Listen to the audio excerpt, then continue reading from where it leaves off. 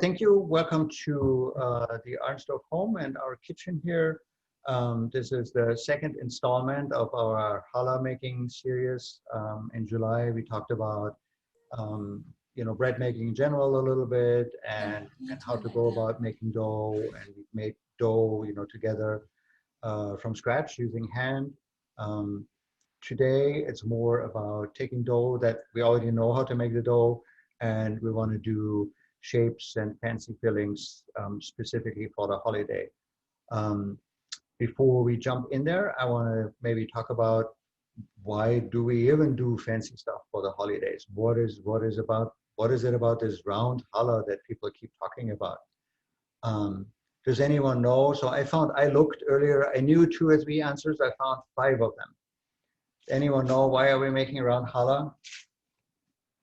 Like a head for the head of the year. It's the head of the year, yeah. So it's meant to like be the round shape is sort of goodness without end. Is one of them. There's another interpretation that it's a wheel of fortune. At Rosh Hashanah, Hashem allocates us the income that we will have for the coming year. So it's like spinning the wheel of fortune. Could it be continuity? It's continuity. It's also can stand for a crown for Hashem. It can also, some people say it symbolizes that there is only one, and it's sort of the beginning, and he doesn't have a beginning and an end like a round thing would have. And then, as you probably know, one of the traditional fillings is raisins, which are the people, and then the challah that represents the globe, earth, and the challah with the round challah with the raisins in it represents the wish that Hashem may sustain earth and the people within it for the coming year. So these are some of the interpretations. And then you also know about apples and honey, of course, that we wish for a sweet year. And so that's another traditional, maybe not so traditional filling, but it's one that we're going to try today. So I'm going to show you 2 different shapes. One is, I call it sort of the interlooped bagels. That's a fairly easy shape to make. Everybody knows how to make a bagel. It's just a ring, and if you get 5 of them, you can ring them together and you get a really nice round shape. It's very easy. And then another shape I want to make is really looks like a crown. It's a little more fancy in terms of braiding. But it's also very easy to make. The links for both of these shapes are in the deck and the presentation that we shared last time around. I would think that, Rebecca, we're probably going to send this out again after this class, and we're just going to point to that same presentation again. All right, so let's get started. One thing I want to say, last time around, I didn't use a scale. I kind of eyeballed my strands. When it comes to filling and making fancy braids and stuff like that, I tend to use a scale because I want them to be even.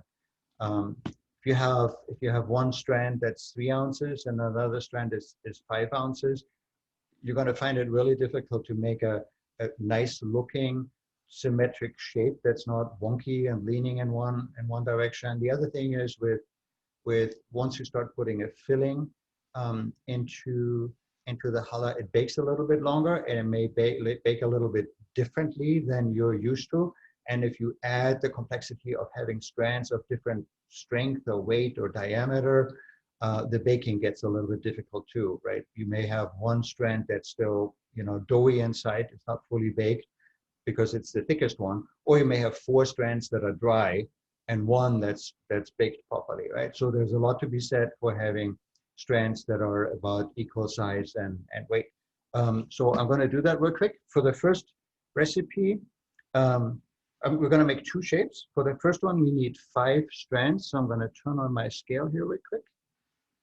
I'm measuring in grams. I don't know why. Used to it. So I need about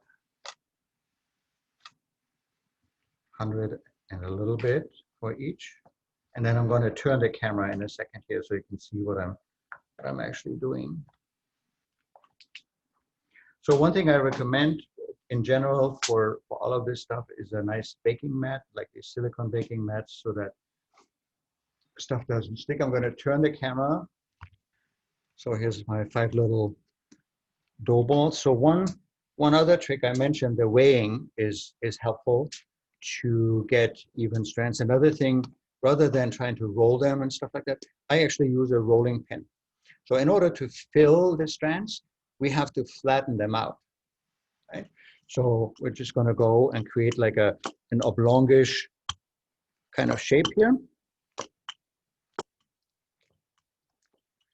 You're going to see that I'm going to try and make this side here on top somewhat even. So that's good enough. And then I'm going to use, this is a, I don't know if you can see this. This is a hazelnut almond butter. It has chocolate in it, but it has no milk. So this is a par product that you can use for any kind of meal. And what I do is I use a butter knife and then just smear this, distribute this in here. Note how I'm trying to stay away from the edge. I don't want to get any chocolate or any filling on the edge. That's going to make the rolling and the sealing difficult.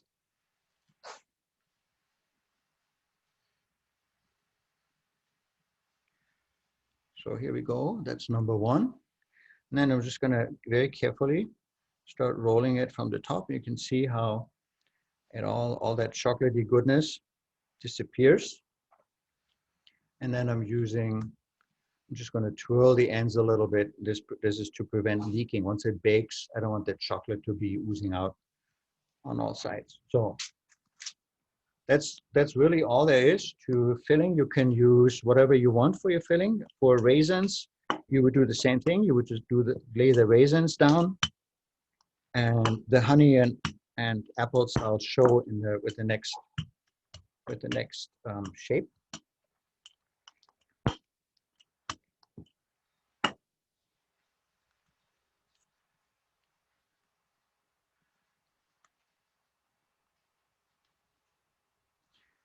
Now that I think about that, you're watching me do this 5 times, I probably should have prepared 2 or 3 of those.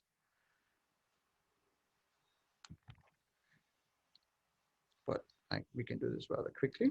So this is number 2. Again, this is for the interlooping bagel version. This is the first shape that I tried, and we used that for a couple of years, and then I came across that crown shape, and we really fell in love with that one. So that's the one that we make most of the time.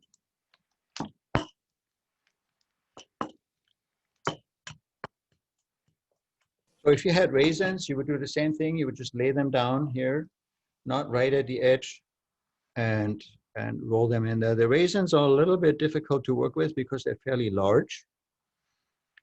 And you basically almost always have air in the challah. That makes it a little more tricky to work with.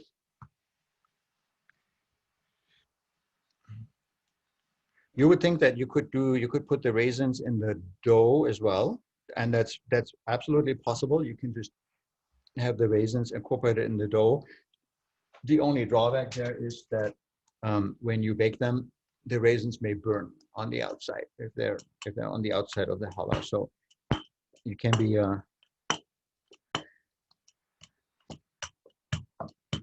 and then they turn bitter.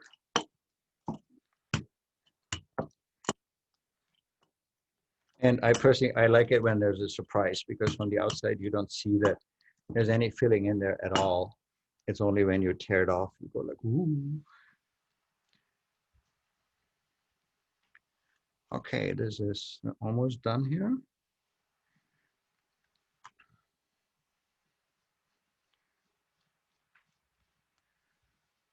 One more to go.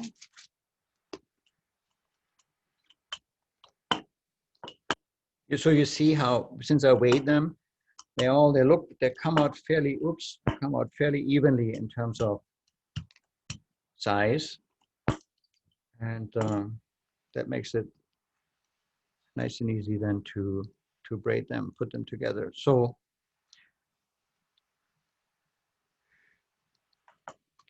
for the first round braid that we're going to do, those bagels. We want them, we want the, oh, there's a little bit of chocolate here. All right.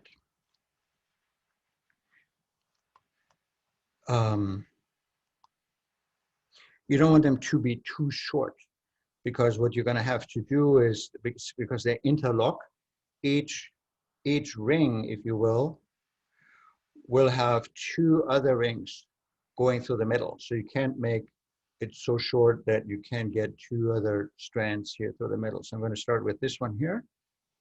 Put this one. Let's get the second one. So you see this is almost too small. Let's get that one through here. Just patch them together. There you go. And I make it so that I cover up the seam of the first one with this one here. And then we do the next one, same deal. Try and cover up the seam. And the next one. And now they didn't turn the corner properly here, so it's going to make it a little bit more difficult to patch this one up. And then here's already our last one. Actually, I'm going to go through here first. And then I'm going to figure out this one. I need to come in from the bottom, right? To make it even here. There we go. So that's it.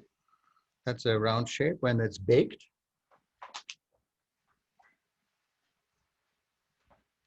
it'll look like this. Okay, you can see here 1, 2, 3, 1, 2, 3, 4, 5 of these interloops, and this also has the chocolate in it. You can tell the telltale sign here. There's always a little bit oozing out. Any questions? Fairly straightforward, right? This is, you know, the bagels, and then interlooping them is fairly intuitive. I'm just going to move this whole thing over here. I have a baking sheet over here with parchment paper. And then before I move on, I want to pause. Any questions, anything that you're wondering about? Is the pace all right? Can you give me a thumbs up? Am I going too fast? Pace is all right? Yeah? All right, cool, thank you. I have a question. Uh-huh. Should we still be letting it rise, like after we make it? After you braid it, you let it rise. Yeah, so Okay. this dough comes, I just made this dough, and you let it rise, whatever you usually do, 45 minutes or so, and then you bake it off. Just normal process, right? Okay, I'm gonna go ahead with this guy here. Now I need 4 strands. So I know each of them needs to be about, what is that, 125 grams or so.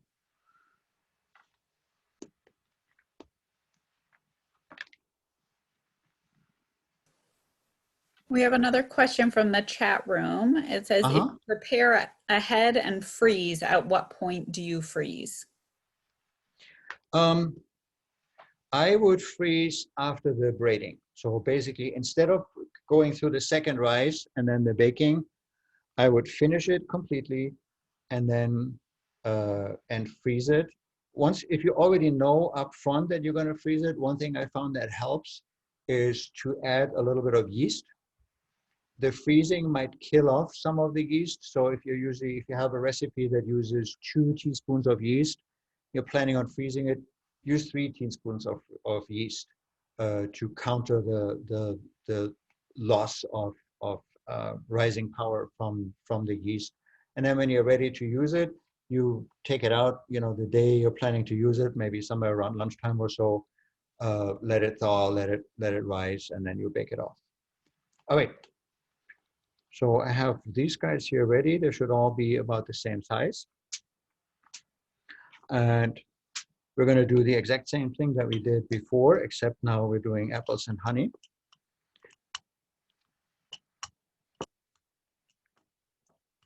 So this is a little bit trickier. The chocolate one is fairly straightforward to bake off. It bakes a little bit longer than usual because you have additional moisture in there, and that tends to take a little bit longer. So if you're usually baking for, I want to say 25 minutes, maybe you have to bake it for 27, 28 minutes. Here you're adding a lot of moisture, right? The apples have a lot of water in them. Honey is 70% sugar, but whatever is not sugar, most of it is probably water as well. So we're going to do the same thing than before. We're going to sprinkle, we're going to basically put our filling in the top here. And this is a little bit similar to the raisin. You'll see what I'm doing differently from the chocolate here in just a second when I fold it over. Oh, maybe what kind of apples am I using? I like to use, this is one that we always have. It's our family favorite. It's Honeycrisp, nice and sweet. And then we also use a Granny Smith. I like using both kinds together and mixing them. That blend adds some nice and interesting flavor, and you get a little bit of bitterness and you get a little bit of sweetness that just makes for a very nice combination. I would stay away from real baking apples that might get very soft and mushy. So I have a tiny, tiny spoon here. See, this is like an espresso spoon or something. And you don't need a whole lot of honey. I'm just going to drizzle a little bit of honey on my apples here. And now here's what's different. Previously, I would just roll this up and roll the chocolate within the dough. Now I'm going to lift it up and try and flip it over the apples. And this is what you would also do with raisins. If you were filling it with raisins, you want to flip it over and seal the raisins in there. And then again, the same thing. You seal, where's my camera here? You seal the ends so that you don't have stuff oozing out the back. Now for this braid, we're going to do the same thing. Any questions on the filling or apples or any of this?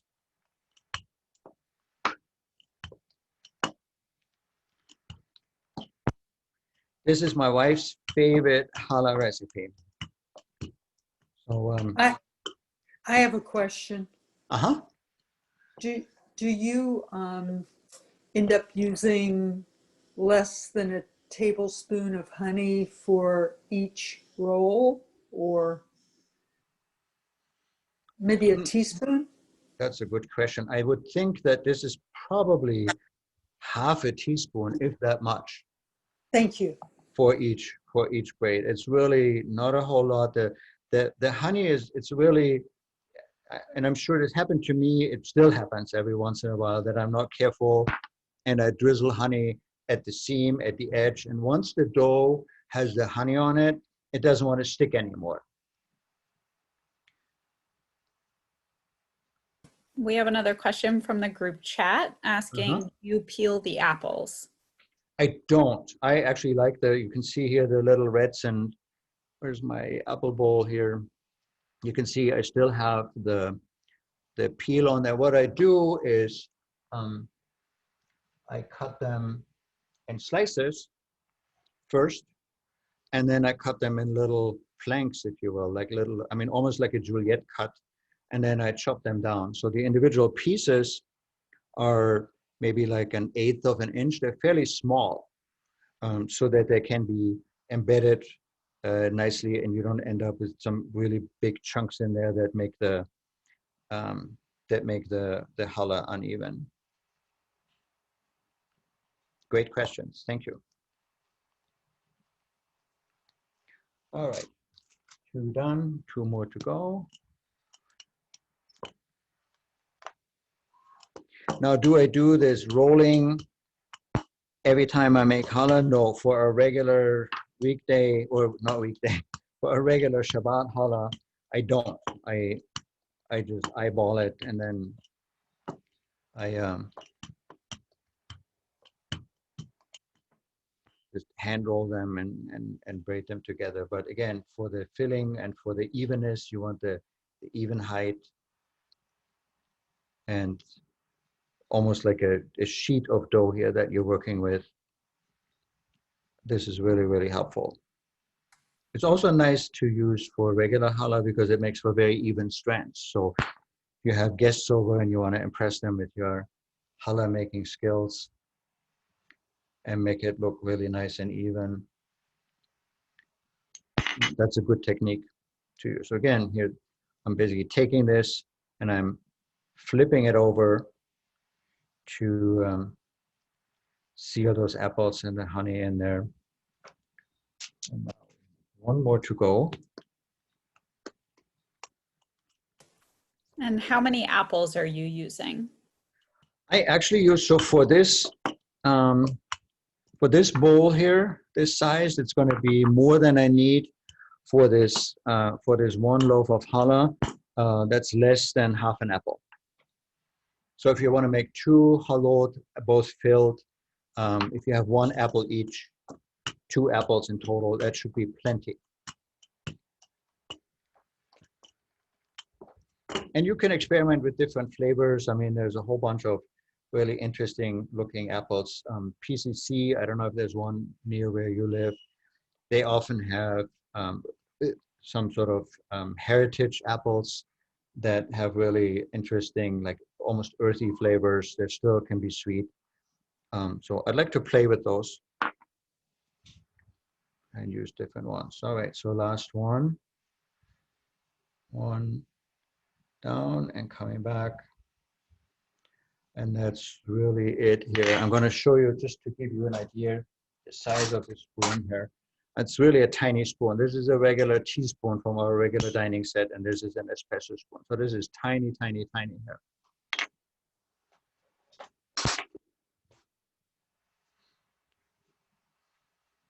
All right, one more flip.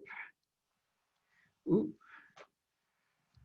A few of them escaping here, so I already know this end is going to be problematic. I'm going to have trouble with this because once it's wet and the honey is on there, it doesn't stick as well. So now you notice or maybe you notice the strands that had the chocolate in there, I could still roll. For these here, I can hardly roll them because of the apples in there. So they're done. They have the lengths that they will have. I can tuck them a little bit. I can pull a little bit. And now I'm going to lay out a pattern to braid them. And I realize that my camera doesn't go high enough. Let me see if I can. Yeah, that should be better. Okay. So the goal is to lay them in a double cross kind of fashion. If you think about dimensions, I'm going to try and make sure that I have 40% approximately sticking out this way and 60% going this way.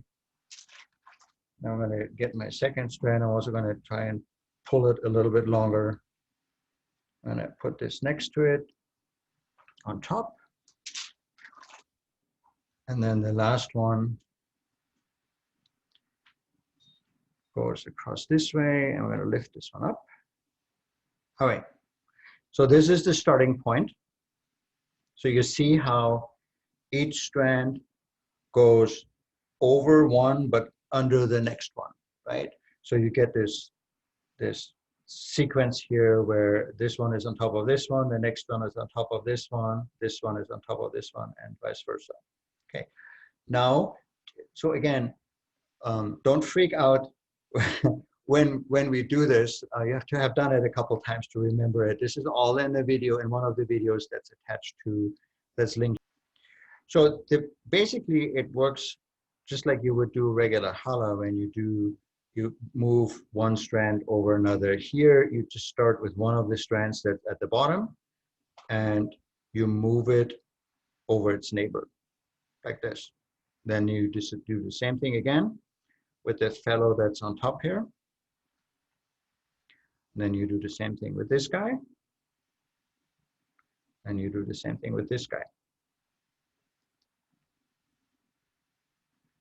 That's pretty straightforward. Any questions? All right.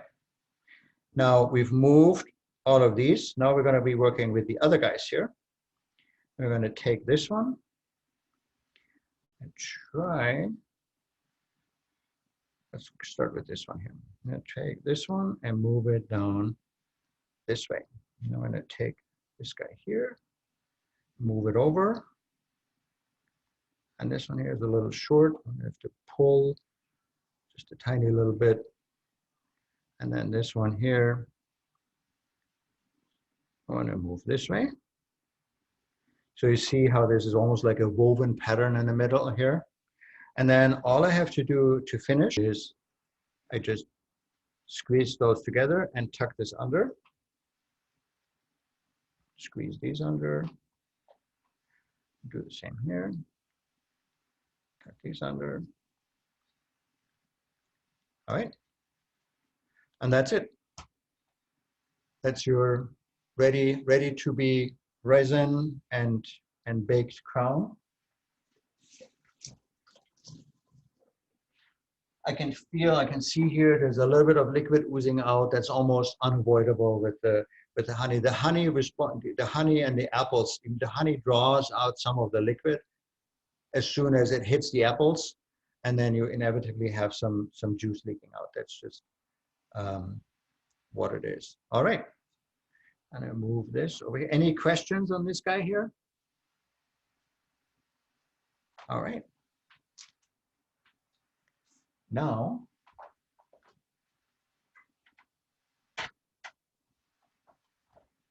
this is what they look like when they're baked.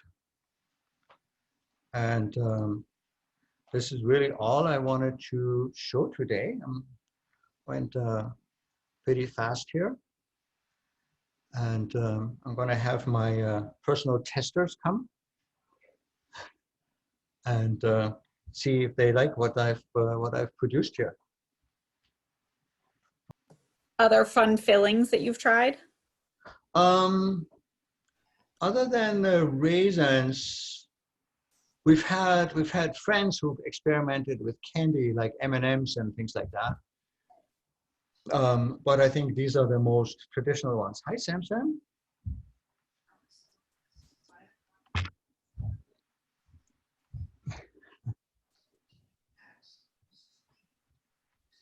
which one do you want to try? Which one is your favorite and why? Do you want to explain that one? This one is my favorite because it has Nutella in it. This one actually has Nutella in it. The other one has the chocolate spread in it. This guy here. Okay. And Simon, which one is your favorite? What chocolate? I also really like the Nutella one because I like the creaminess of the chocolate. Okay. And Mommy, which one do you like the best?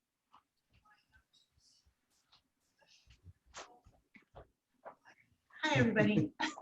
My favorite is always the apples and honey, especially during the New Year. It's the only time I like to eat it because it reminds me of sweet New Year. All right. Boys, do you want to say hamotzi? Hamotzi lehem in hearts. We give thanks to God for bread. All voices rise and happy chorus as our daily prayer is sent. Baruch Adonai, Eloheinu melech haolam, hamotzi lehem min haaretz. Amen. Okay. So here.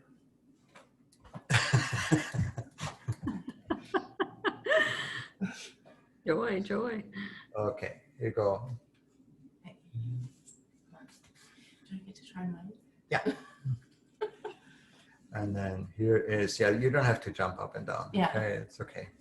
I'll So do like here, I one just want to sweetie. show, I don't know if this comes, the light is a little bit the way here. Maybe I can point this down. I want to show how the apples and the honey are embedded in the strands here. I hope you can see it. Here you go. We had another question from the chat asking, would the raisins go in the center like the apples without honey when using raisins? Yes, you would do exactly the same thing, and you would also do the pulling over. So instead of rolling it like we did with the chocolate, you would try and lift the sheet and flip it over the raisins to get them in there. When you roll it, you will not have a good results. The raisins basically will getting thumbs up from my wife. That's always good. You like it, boys? I love it. Good. Yeah, so for the raisins, same deal with the apples. You would lift the sheet and flip it over and then seal the raisins in the strand. Any other questions? Yeah, Stefan, can you pass us over a piece here? You can pick up your own batch, Dan, if you want to come over in about 2 hours when the ones that we just braided are baked off. Yeah. We're taking off right now. We know how good it is. One thing I want to show, I mentioned this in July as well, you know, for any kind of cooking or bread making, you know, if you have a food thermometer like this will take a lot of the guesswork out of it, especially with these. I mentioned they bake longer, right? I mean, usually for this recipe, I bake them for 23 minutes or so. I had to bake those for 28 minutes. And I knew this by sticking that thermometer in. I mean, you just, it responds, the tip here, the very tip responds to the core temperature, and you stick it into the challah like this, and then, I mean, these are done, of course, but you want a temperature read of 190 degrees for bread. And so if you want to make sure that it's really fully baked and there's no doughiness inside, which is very, very, just a moment, Samson, do you hear me talking? You know, it happened to me a couple of times in the very beginning that I didn't bake it long enough, and I ended up with the doughy tasting challah, in particular the one that has the honey and apple in it. That's a little prone to it. So this is a really, really useful tool for any bread maker or any cook for that matter. We have a few more questions. One is, how long do you let it rise before baking it? I eyeball it, to be honest, probably between 45 minutes and an hour. But the rule of thumb is it has to double in size. So on a warm day, that you know, goes a little faster. On a cold day, it might take a little longer. But you can see here, and I move this one back here, that the size comparison, right? This is the one that we just braided, has already risen a little bit. And this is its cousin that's readily baked. So it is about twice the size. And then people are asking, what type of thermometer do you use and where do you get the thermometer? So there's different brands. These are called pen thermometers. They're a brand that is very, very popular in the commercial restaurant industry is Thermopen. It's a British brand. They're unfortunately very, very expensive. They're north of $100. This brand here, CDN. They're based in Oregon. And this, I think, I don't remember exactly, but this might be like a $50 device or so, and you can get it on Amazon. So if you look for CDN pen thermometer, you should be able to find it on Amazon. Yeah. Temp, do you know when it's done? When you use the thermometer, 190 degrees Fahrenheit. That's what you want for any bread. By the way, it's true for any bread. Thank you so much for joining us tonight. If you have any questions, again, my email address is is part of the presentation. Feel free to reach out to me. I will gladly any questions, even if you're in a state of panic next Friday afternoon, you can't remember something that we just did, email me. I will respond, I promise. All right, thank you. Have a wonderful evening, y'all. Thank Thank you.